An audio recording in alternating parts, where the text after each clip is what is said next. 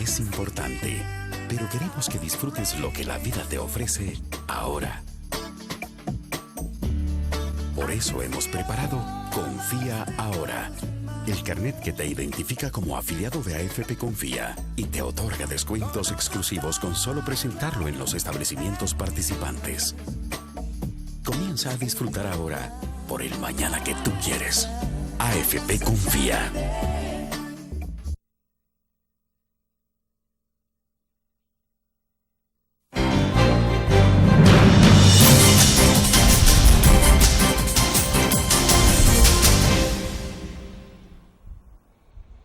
Buenos días, martes 11 de mayo de 2010, bienvenidos a la entrevista en línea. Le invito a usted a que participe en la entrevista a través del chat que tenemos habilitado en este momento y también nuestra dirección de Facebook. Puede seguirnos a través de la red social facebook.com, pleca William Meléndez en línea.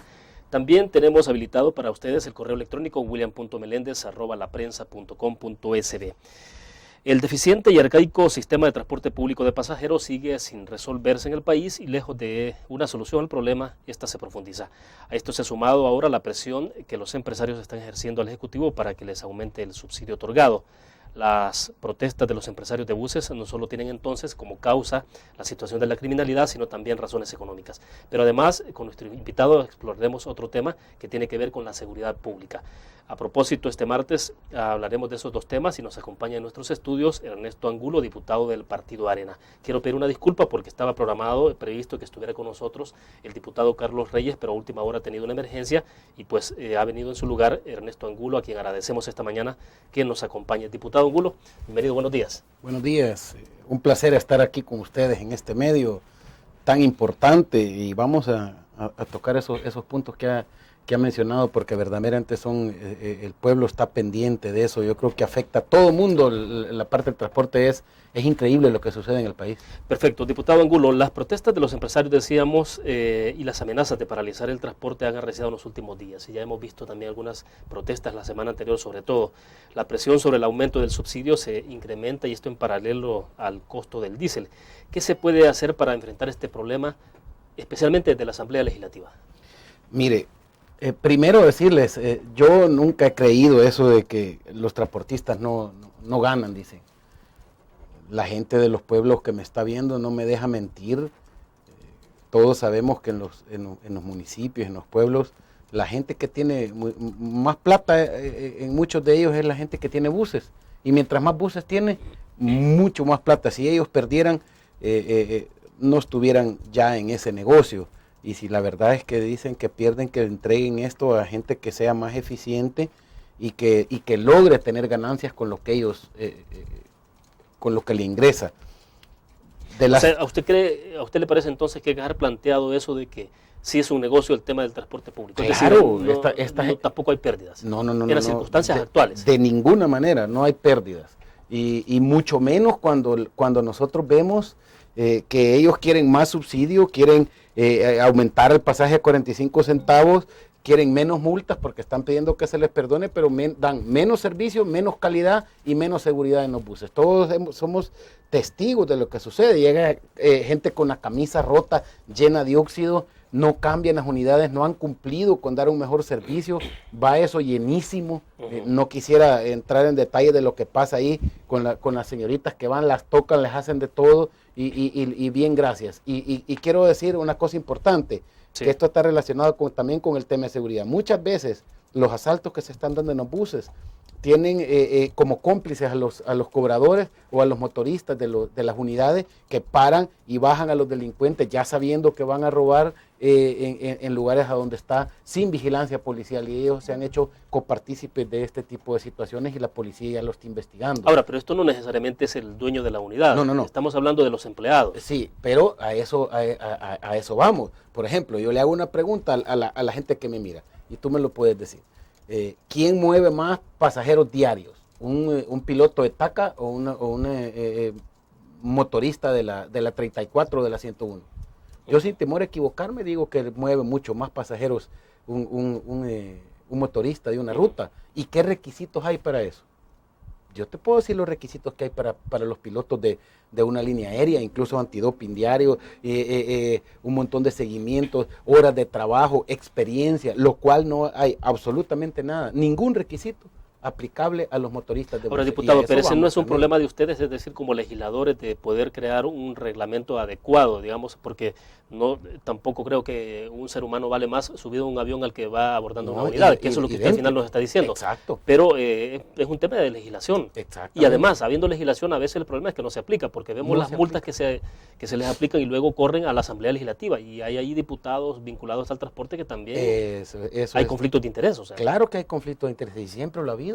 Todos sabemos lo que sucede al interior de algunos partidos políticos, que me voy a reservar el nombre, pero que todos sabemos que pugnan porque se les disculpen las multas a la gente y por no poner unas leyes mucho más rígidas. Y lo que usted dice, vaya, sí hay leyes. No debería, por ejemplo, estar manejando un motorista que tiene cierto número de multas, y sin embargo ahí anda. No debería estar manejando una unidad, una persona que se ve involucrada en un accidente que es culpa de él y que hay muertos. Lo que sucede, deja tirado en la unidad y se va y lo agarran en otro, aún sin la licencia, cuando ha sido decomisada por las autoridades, y al empresario no le importa. O sea que si hay una interrelación importante entre lo que sucede con los motoristas y el empresario. No se puede desligar el empresario y decir, mire, ellos son los que tienen responsabilidad. A mí que me disculpen los empresarios de buses, pero tienen muchísima responsabilidad en el trato de los motoristas hacia el usuario y del trato de los motoristas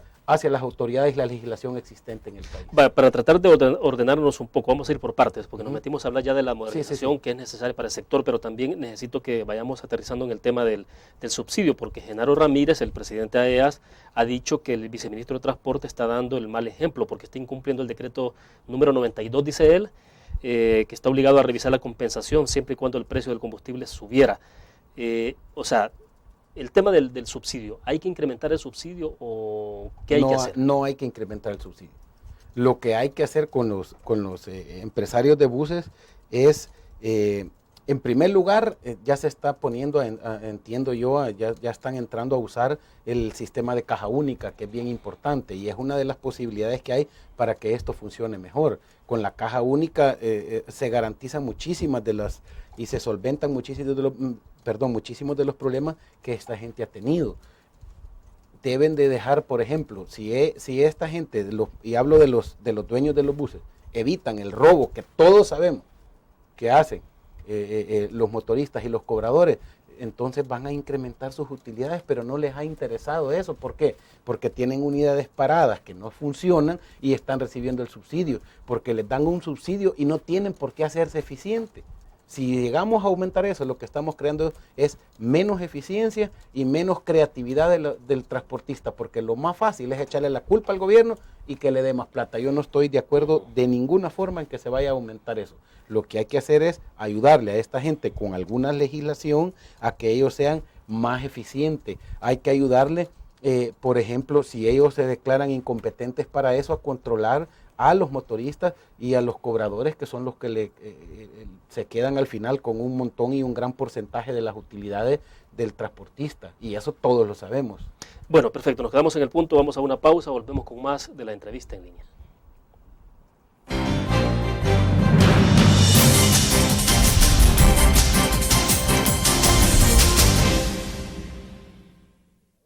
Todos los días salimos a dar lo mejor de nosotros.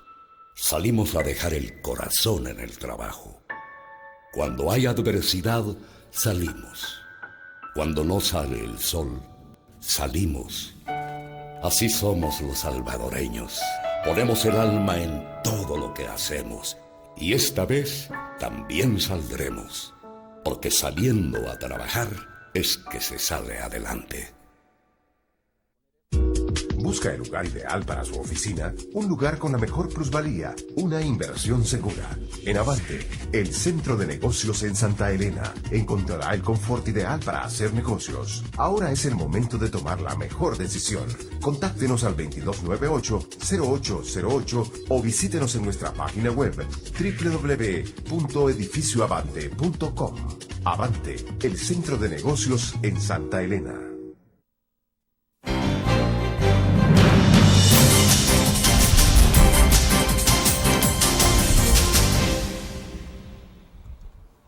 Esta mañana conversamos con Ernesto Angulo, diputado del Partido Arena en la Asamblea Legislativa. Diputado, quiero leerle un correo un poquito extenso, pero me parece muy completo, de Mauricio Rodríguez. Dice: buenos días, William, un saludo a su invitado y lo felicito nuevamente por tan gustado programa para nosotros, los que lo vemos a través de internet, y aprovecho para felicitar a su director general, el señor Dutriz, y a todos los colaboradores de la prensa gráfica por su aniversario. Que Dios les dé muchos años más de noticias y salud. Bueno, dice, con respecto al tema de hoy, mi opinión es que aunque los señores transportistas aseguren que no ganan, nosotros los ciudadanos entendemos que sí, si no les va bien comercialmente, es obvio que cualquier empresario buscaría otro rubro. Es lo más lógico. Hay directivos de las gremiales de autobuses que subestiman a los usuarios. Sin embargo, creo que el día que dejen de pensar como el asadón solo para adentro, sin dar nada a cambio, los mismos usuarios estarían de acuerdo en pagar unos centavos más. Pero es tan fuera de contraste que todo alrededor esté modernizándose y a la mayoría de los buses da miedo usarlos.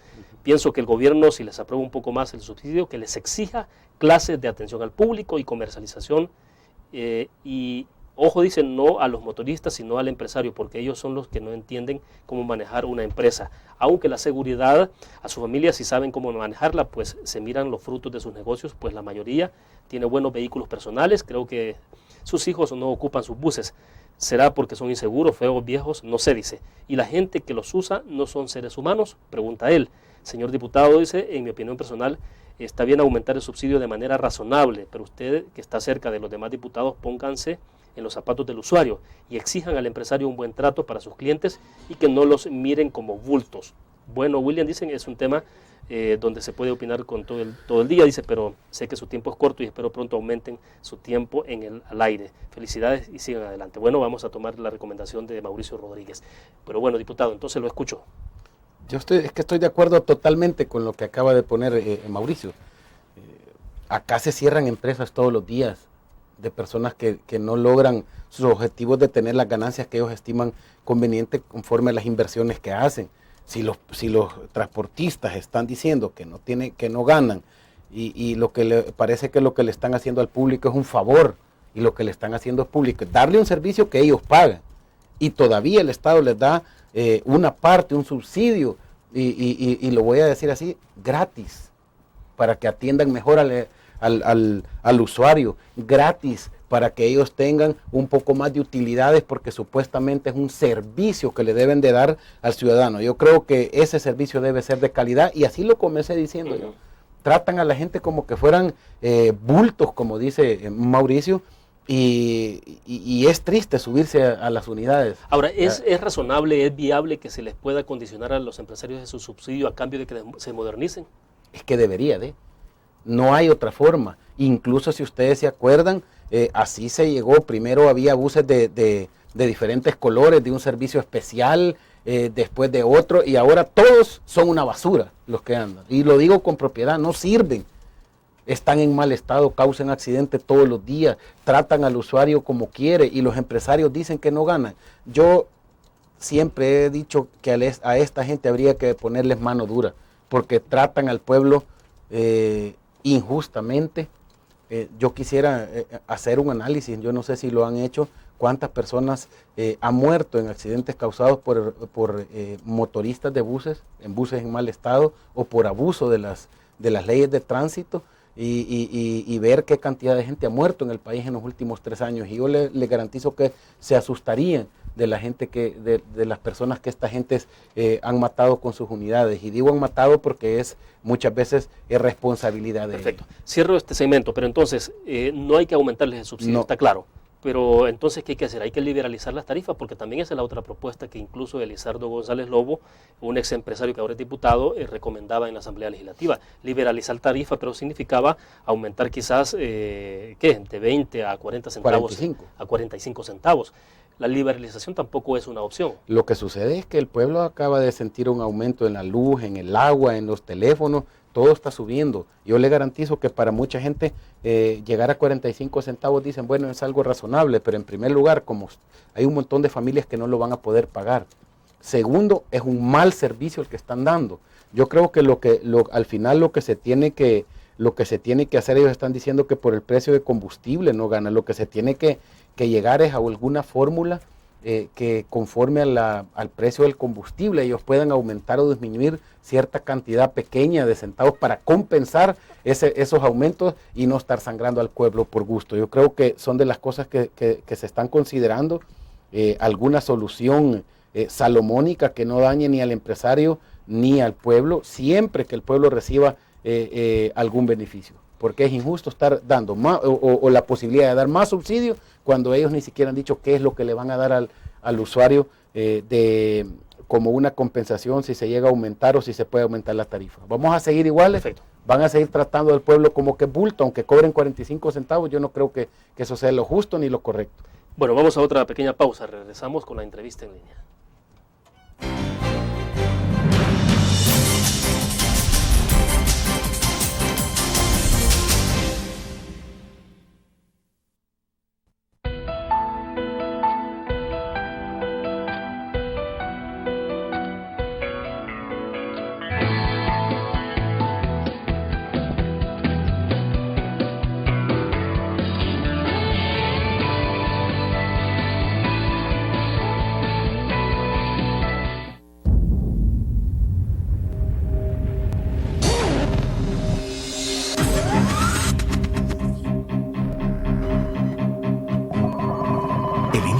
Estrategia financiera desde los negocios y la actividad económica hacia toda Centroamérica. El Economista Regional, una revista especializada donde encuentras el panorama empresarial y los principales movimientos financieros. El Economista, el modelo regional de información económica.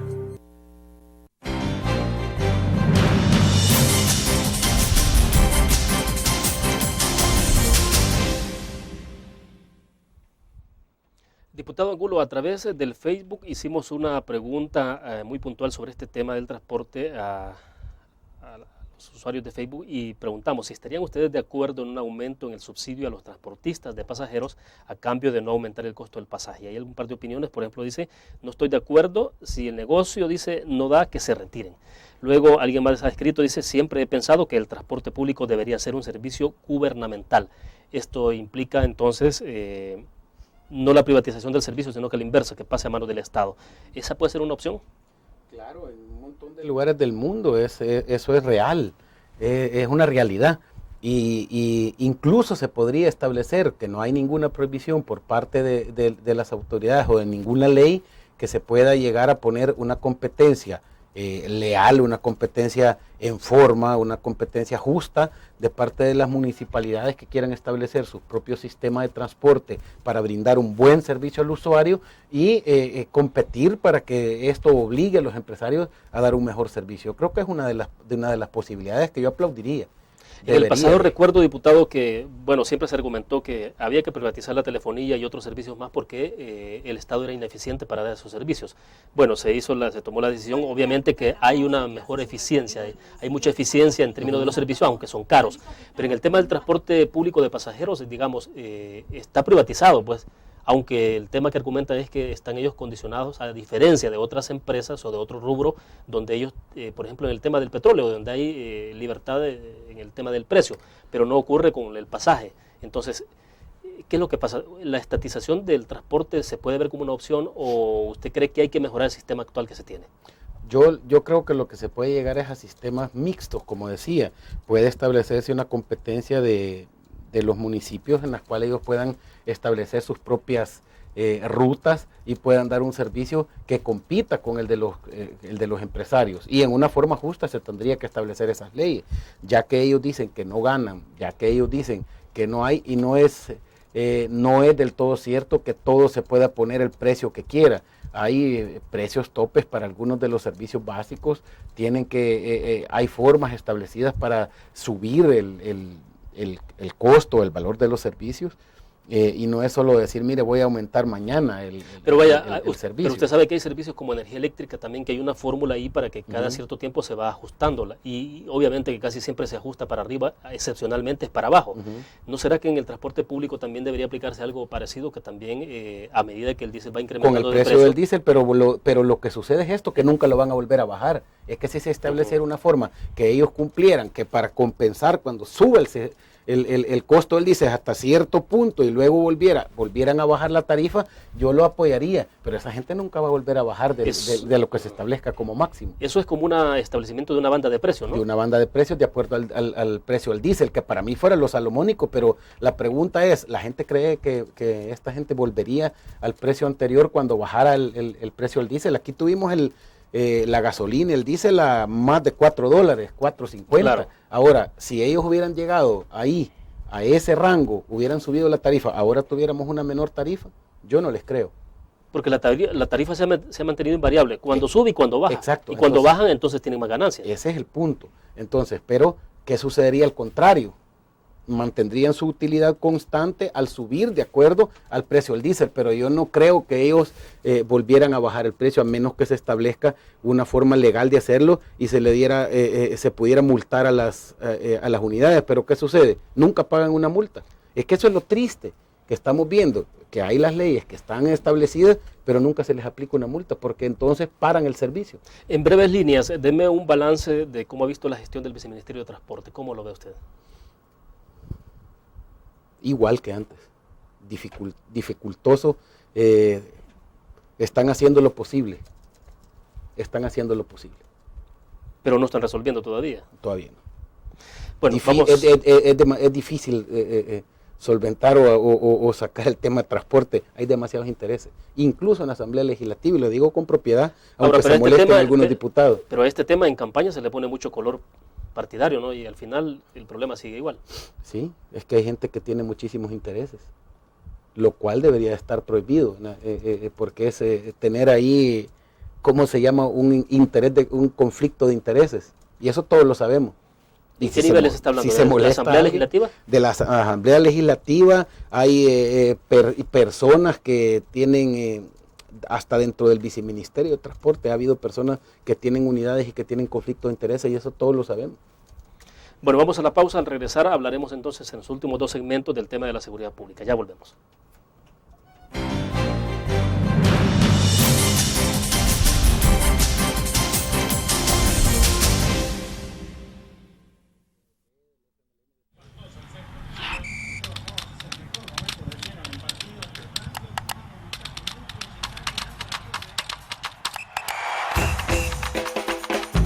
La emoción del deporte está en www.elgráfico.com.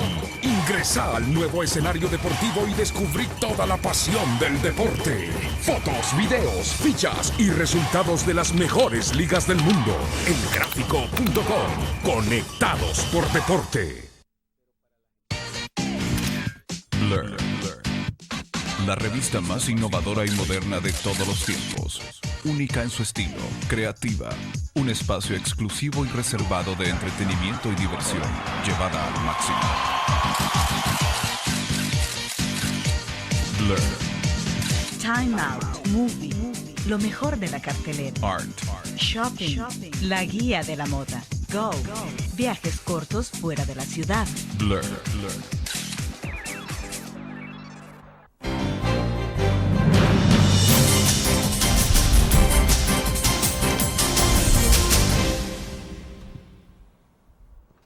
Diputado Angulo, hablemos de otro tema, y es el presidente de la República, a propósito del Día del Soldado, ha anunciado las nuevas facultades otorgadas a la Fuerza Armada en materia de seguridad pública y concretamente lo que tiene que ver con las labores de la Fuerza Armada en los centros de reclusión de nuestro país.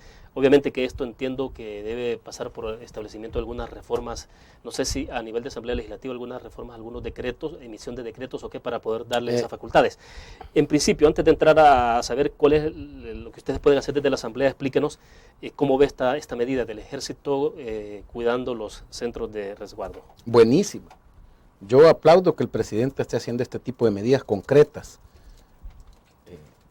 Nosotros dijimos hace tiempo que debería de entrar a los centros penales la Fuerza Armada y lo vamos a apoyar al presidente en esto, aunque se oponga quien se oponga. Yo creo que ante la incapacidad de poder controlar el ingreso de sistemas de comunicación, de celulares, de vipers, de lo que sea ahora, se han declarado casi incompetentes las autoridades en el control. Yo creo que sí es necesario es urgente que la Fuerza Armada entre a respaldar a centros penales, sencillamente porque no hay la capacidad. Hay que hacer algunas reformas de ley importantísimas. Por ejemplo, una de las prohibiciones de la administración que se establecen en la ley penitenciaria, en el artículo 22 lo voy a leer, en el inciso 4 dice, el sometimiento, esta es una prohibición de la dirección, dice, el sometimiento de los internos a autoridades militares o policiales, así como la adopción de un régimen militar o policial en cualquiera de los establecimientos. Eso está prohibido. Esto habría que modificarlo de alguna manera que no fuera ilegal tener militarizado o tener presencia de soldados en los penales. Yo me atrevería incluso a decir que debe de militarizarse, también a los custodios. ¿Con qué me refiero con eso? Que los deben de registrar cuando entres a los penales. Esa gente es la que muchas veces introduce los artefactos de comunicación a los teléfonos celulares.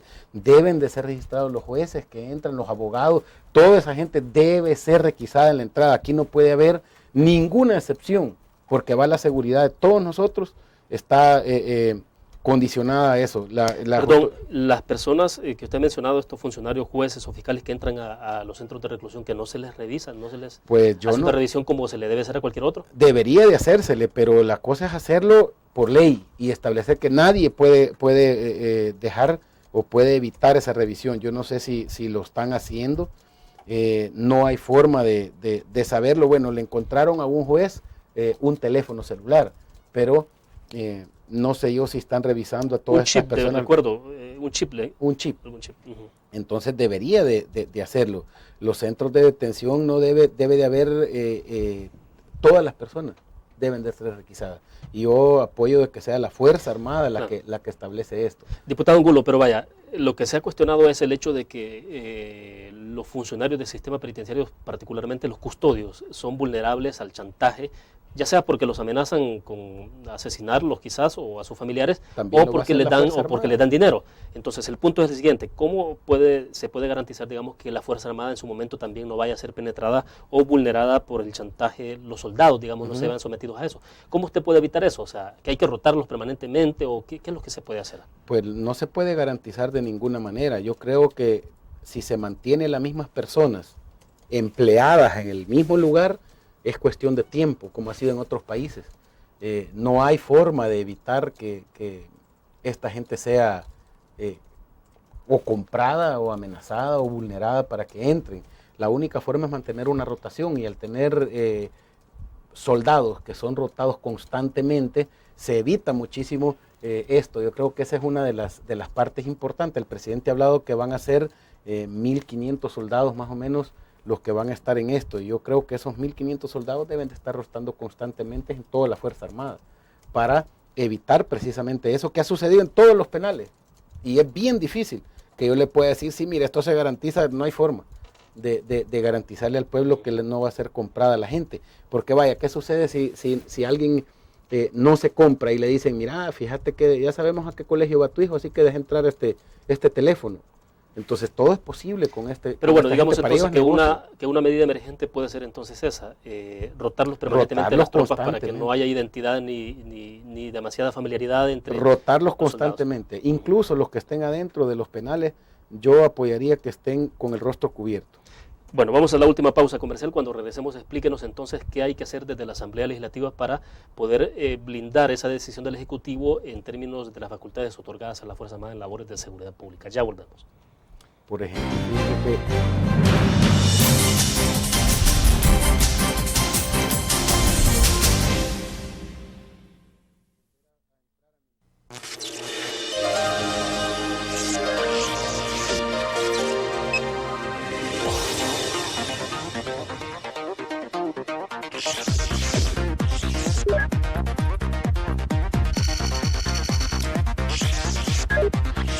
Estimulamos tus sentidos para que leas, veas, escuches e interactúes con la verdad.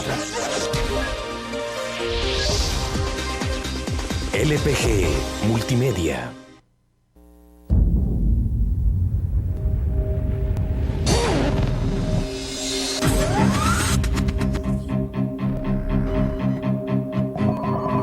El inicio de una estrategia financiera desde los negocios y la actividad económica hacia toda Centroamérica. El Economista Regional, una revista especializada donde encuentras el panorama empresarial y los principales movimientos financieros. El Economista, el modelo regional de información económica.